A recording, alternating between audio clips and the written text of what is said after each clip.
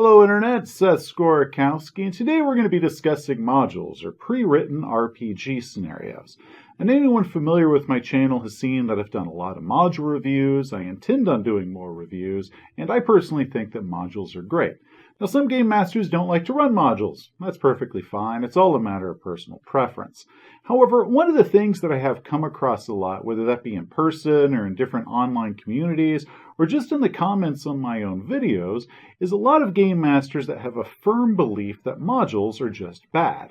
They say things like, a real game master should write 100% of the game, and they call people that use modules as being wannabe game masters, or not real game masters, or just simply co-game masters.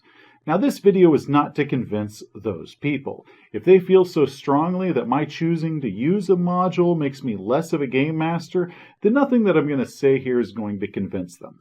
This video is for all the other game masters, especially newer game masters who've been fed that crap, but they are looking to improve their gaming experience, but have kind of been shamed out of looking into modules because they think that might make them less of a GM.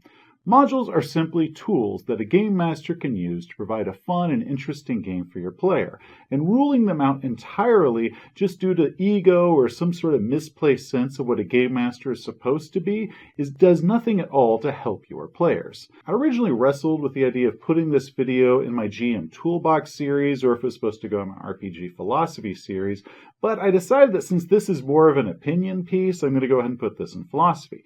However, I am intending on doing a how to run a module video later on, and that's going to go in my GM Toolbox.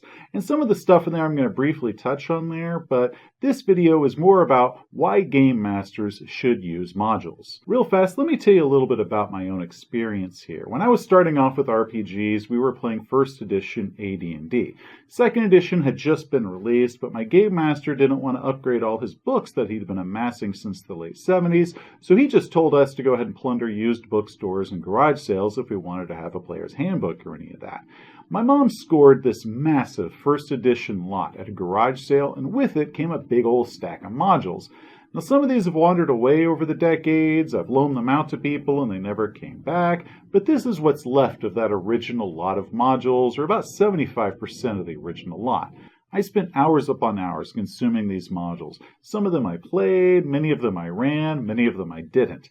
I also added quite a bit to this initial stack. Some of them are great, others not so much, and some of them are frankly terrible. But from them I learned a whole lot. Different ideas, traps, plot hooks, but most importantly, I learned how gaming modules are structured in various ways to tweak those structures. As I grew older, I became more comfortable with writing my own scenarios, and by the time that I'd started college, I no longer used modules. 99% of the adventures I ran for the next several years were ones that I had written completely on my own. Now, that tiny 1% of modules that I still would run, those are reserved for the cherished few that I considered great.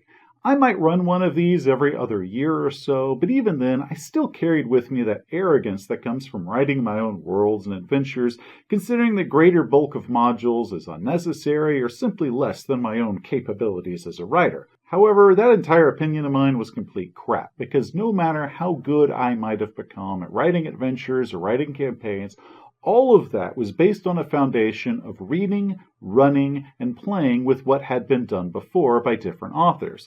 So even if years passed between the times when I ran a module and when I didn't run a module, the tools that I had learned during those early years of reading a lot of modules were always there, so no one is just born with that knowledge on how to write a game. Now obviously I have changed my tune on the subject since that time, so let me show you what it was that I had learned and why I do encourage game masters to use modules. Also keep in mind that I'm not necessarily saying that they run modules, only that they use modules. Idea mines. There are a lot of incredibly creative people out there who have made modules, bringing thousands of great ideas that no one single person could have come up with on their own. Whether that's floor plans or traps, puzzles, unique elements, cool features, or just plot concepts, there is a huge array of inspiration out there to use and lift and use for yourself. Now, game masters should always be on the lookout for cool ideas to steal. Whether they're stealing ideas from movies, books, TV shows, video games, whatever it is, they should be on the lookout. Over the years, I've probably stolen just about every single element from Harryhausen's Seventh Voyage of Sinbad. Incorporating outside ideas is a huge part of running games, and a game master should always be looking out for inspiration. And one of the benefits of looking at modules for inspiration is that unlike TV shows and movies, it's far less likely that the other players in the group would have looked there and know that that's where you're lifting them from. The module doesn't even have to be of the same game. One of the Cyberpunk modules that I've harvested a lot of ideas and elements from over the years is called Edge On. Now, this book was written for a game called Cyberspace, which is a lot like Cyberpunk. I mean, they are the same genre, but I have never played Cyberspace. I've never read the rules to Cyberspace. It's an entirely different system from what it was that I ran. But the ideas and the elements that were in that book were able to be transferred over to Cyberpunk, which I was playing, so I was completely able to use those. Your players know you better than you think. One of the more interesting things that happens when you run a group of people over a long period of time is that they begin to recognize your style. Now, they might not consciously realize it, but deep down, after playing dozens and dozens of your adventures over the course of years, they begin to get a good idea of how it is you think. So when you present them with a problem in a game, whether that be a physical obstacle or an elaborate plot reveal, and even if the players have no idea initially what the solution is, and this problem is unlike anything that you've given them before, the first thing they're going to do is approach this by how you, as the game master that they know, might have written it and how your brain works. So throwing in the occasional module, or at least elements that you've taken from a module which was written by someone other than you, which doesn't think like you, is a good way to really change things up on the players and enhance the challenge for them. You're not the best at everything. Every game master has their strengths. I, for example, am fantastic at doing dungeons. I excel at it. I've had decades of practice at this. I also can do a great wilderness, a great village, and great city games. But at the same time, I am terrible at writing political intrigue games. They are completely out of my field of expertise. I have written them, or at least tried to. I've run them. It wasn't easy, and I really wasn't satisfied with the results of that. Modules allow you as the game master to draw from the strengths of other game masters who excel in different areas than you do.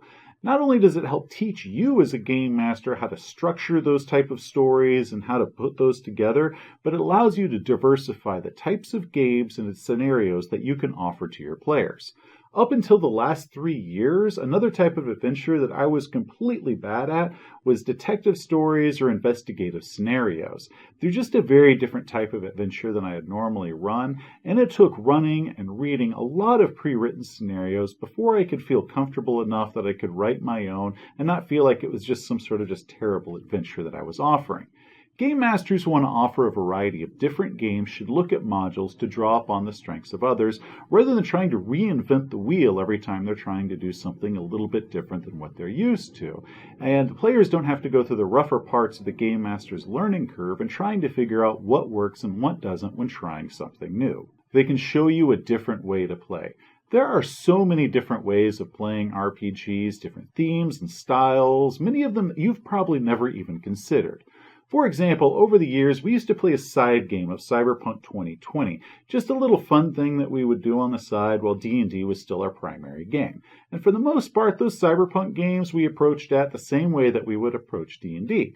Instead of dungeons, there were skyscrapers. Instead of magic, it was cybertech.